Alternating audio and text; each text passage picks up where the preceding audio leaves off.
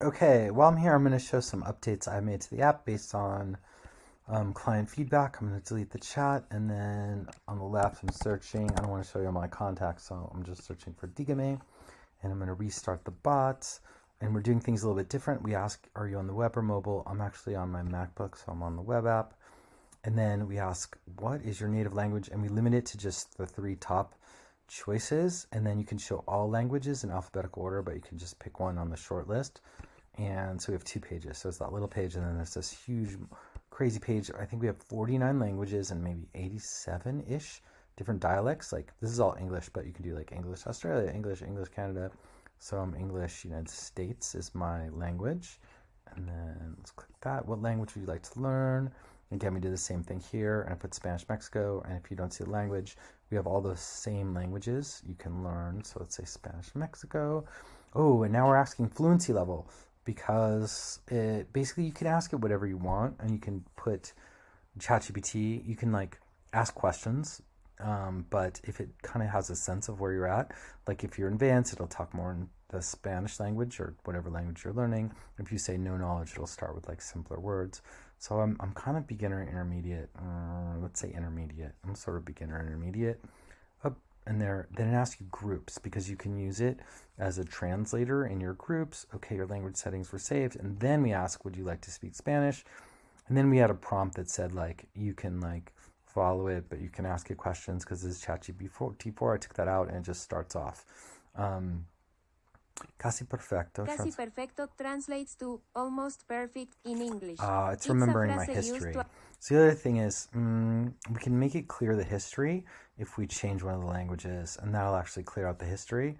But now it's thinking I'm speaking French, so I'm actually going to go back up here and say Spanish again. And then it'll think I'm speaking Spanish. And then I'm going to say intermediate for Spanish, and don't save it to my groups. And would you like to speak Spanish? And now it'll start off with hopefully a question that's intermediate. Hola, I'm Digame Spanish tutor. Let's start with a phrase. Vamos a la playa.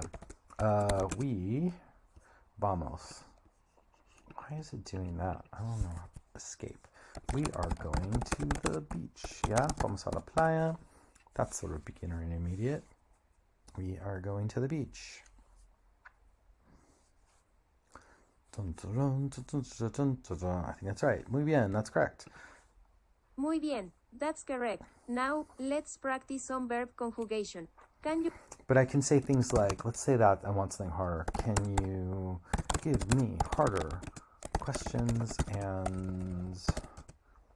and talk to me using more Spanish, just to clarify, and not so much English? That's what's cool. Like, kind of things you might tell or you might ask of your actual tutor, like ChatGPT4, so it's pretty smart. Can you give me harder questions to talk to me using? Por supuesto. Me alegra que quieres un desafío mayor. How do you pronounce that? Por supuesto. Me alegra que quieras un desafío mayor. Entonces, ¿podrías conjugar el verbo comer en el presente del subjuntivo? Recuerda, en español tenemos desafío mayor. Me alegra. I want to ask what that means. What does this mean? Comma. I'm happy to quieres. If you want to something desafío harder, desafío. Me alegra que quieras un desafío mayor translates to I'm glad that you want a bigger challenge. Oh, me alegra. I'm happy que quieres that you want un desafío mayor, a challenge. Desafío mayor, harder, a bigger challenge. Desafío. Now let's get back to our verb conjugate. Command the present subjective. Yo como. Wait. Is that what present subjective is? Subjunctive. I don't even know what the present subjunctive is. Present subjunctive. Lo siento, por eso no es correcto. El comer en el presente del indicativo, no en el subjuntivo. Okay, wait, hold on. En el presente sobre el comer se conjuga sobre coma. Okay. Can you explain? So now it got too hard to me. So,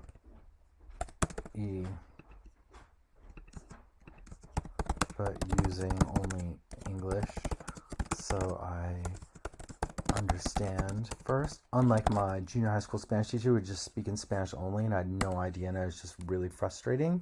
It was really frustrating for me. I'm glad you can tell it to like, okay, explain the idea for me in English so I can understand it, and then we can switch to Spanish. So this is why I like this so much better than my junior high school Spanish teacher at North Highwood High School. Let's see if I can understand it. Indicative and subjunctive, like I don't even understand this in English, let alone in Spanish. So, here we go. Of course. Of course, in Spanish, verbs are conjugated differently based on the mood of the sentence. The two most common moods are the indicative and the subjunctive. The indicative mood is used to express things that are true, certain or factual. For example, yo como, eat is in the present indicative because it's a statement of fact. Okay, I eat. And you can tell the accent, it's coming from Google Translate. She says eat. She has a strong Spanish accent. I think it's kind of funny, and I'm leaving it in there.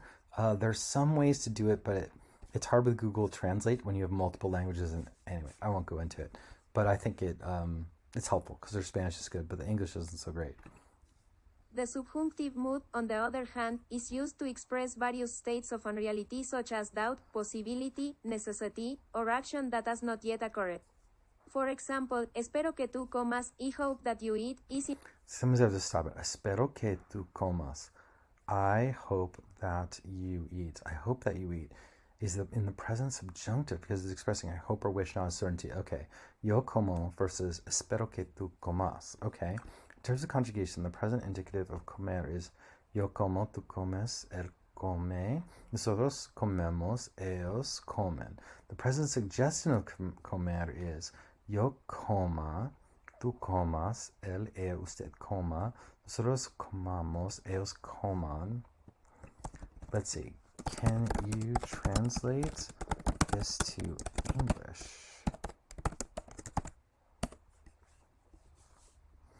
I hope they understand. I want her to say, or it to say, like what yo como means. Like if it's not I eat, am I going to eat? I don't understand.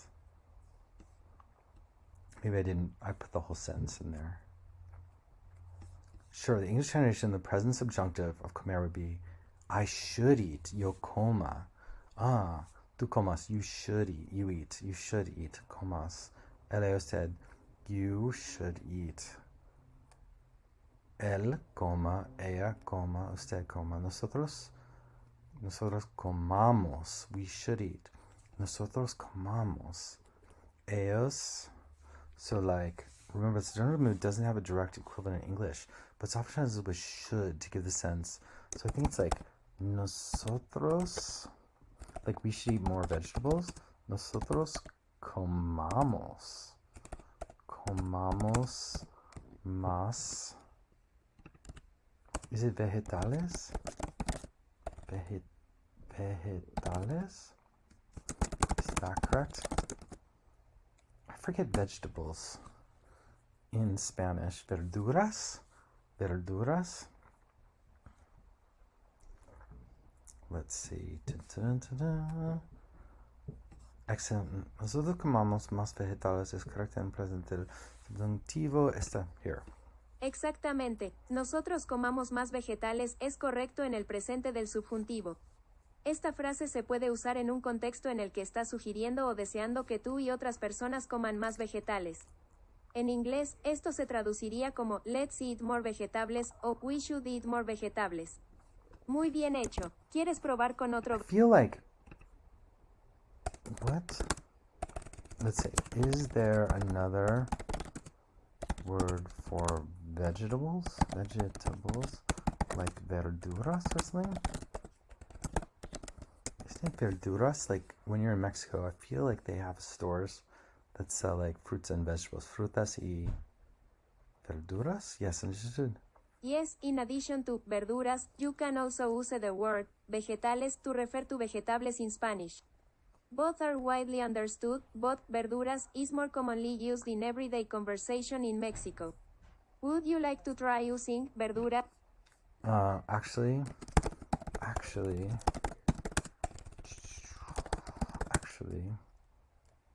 let's practice more with the subjunctive tense so I understand it. I don't think that's a question, but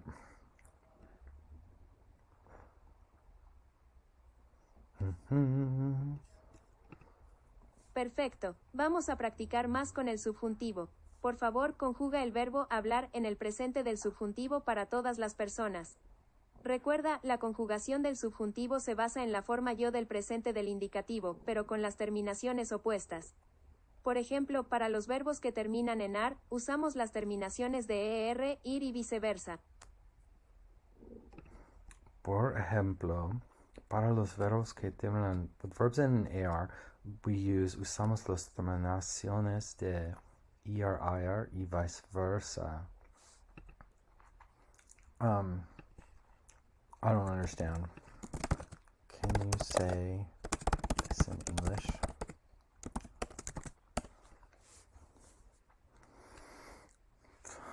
So I'm not sure if you use a different ending or the same. Of course, the English translation would be, for example, for verbs that end in AR, we use the endings of ER, IR verbs and vice versa. Okay, so yo habla no presencia habla. I don't understand. Actually, can you conjugate hablar for me first in the verse? I'm going to ask Dígame to do it because I'm confused, and then when I understand it more, maybe I'll move into some more practice.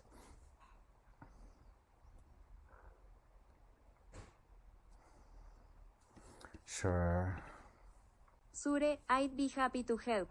Here is the verb, hablar, to speak, conjugated in the present subjunctive.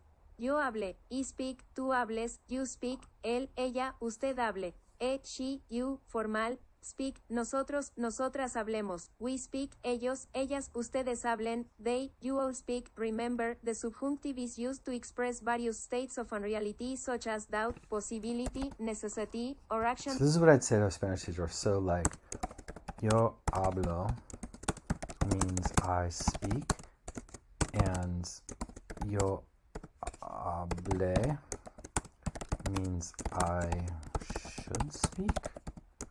Is that right?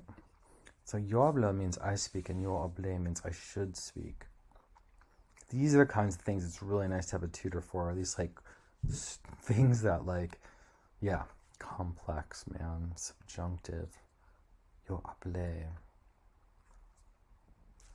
Correct.